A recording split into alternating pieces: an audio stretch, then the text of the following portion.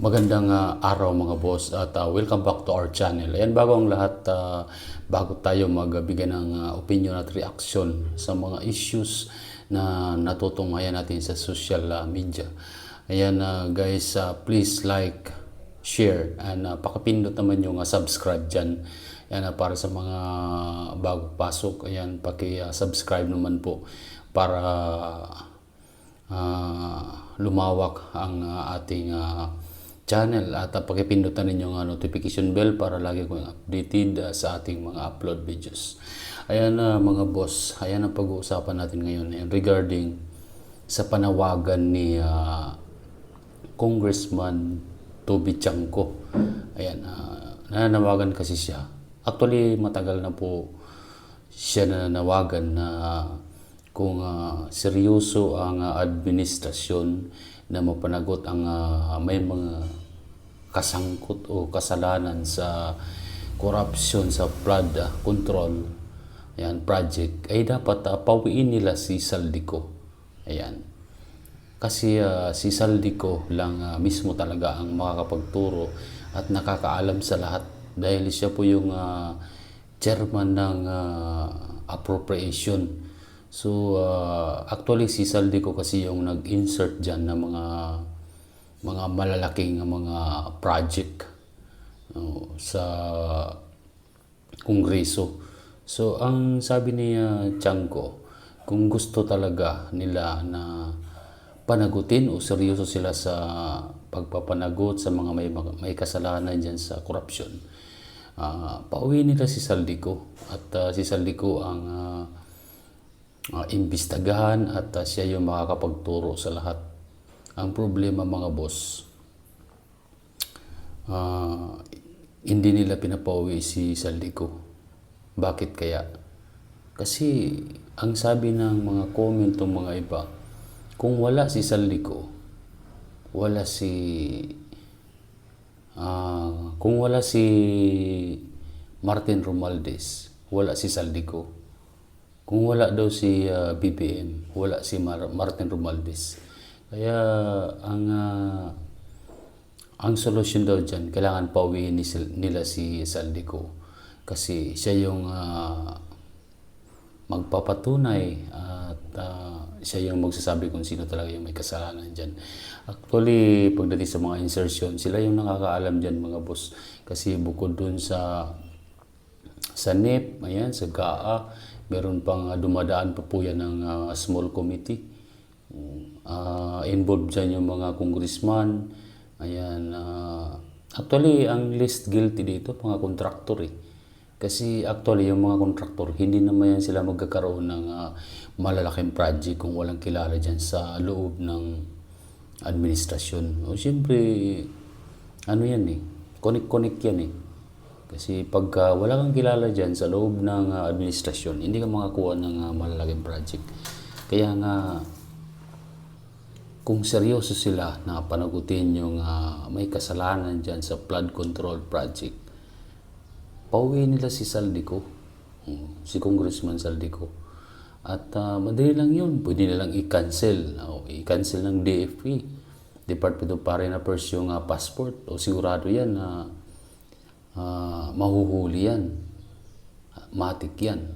So, sa nangyari kasi ngayon, parang walang nangyari, hindi nila ginagawa yung mga ganung bagay. Talagang para sa mga ordinaryong tao, para sa mamamayan Pilipino, yan, nagdududa sila na hindi nila papauwiin si Saldico dito sa Pinas. Kasi alam nila na kapag pinauwi si Saldico dyan, marami siyang maituturo na matataas na opisyal na may kinalaman dyan sa corruption sa flood control. So sa tingin ko malabo din niya na pauwiin. Kasi alam na pagtatakpan nila yan. Kita mo naman si Martin Romualdez gusto pang gawing witness. Saan ka ba nun makakita na ang inaakusahan gagawin pang witness? First time in the history yan mga boss. Kaya tingin ko hindi nila gagawin yan na pauwiin si Saldico. Kasi maraming ano diyan, maraming tatamaan pagka nagsalita si Saldico diyan, malamang. So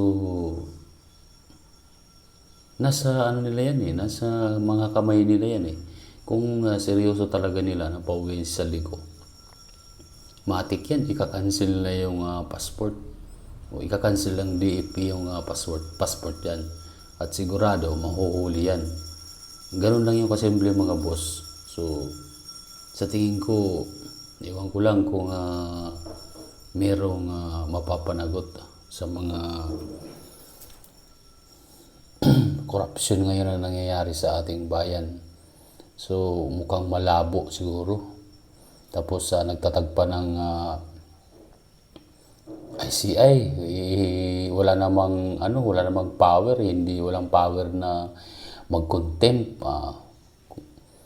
doon sa mga inaakusahan na kung halimbawa magsinungaling, walang power na magbigay ng warrant.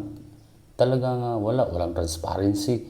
Kaya talaga lahat ng pagdududa ay nagdududa yung mga tao dyan at sigurado walang mapapanagot dyan.